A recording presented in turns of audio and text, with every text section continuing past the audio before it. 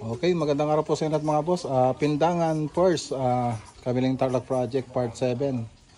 So ayan, nagka-tiles na po tayo rito sa mga bintana. So andito na rin yung para sa downspout tsaka sa catch basin. Nai-deliver na. So naglalagay na rin po tayo ng top coat para sa wall natin. Siyempre mag-re-retouch pa po tayo dyan. Hindi pa talaga yan yung ano. Hindi kasi natin may kita yung mga i-retouch dyan. Sa unang pahid pala ng top coat. Okay, so update lang. So nakabit na rin yung mga ilaw. So yung kuryente na lang ang hindi pa nakabit. So ito yung panel box niya. So yung na lang namin itong mga tiles dito sa side. Ayan. So pati dito.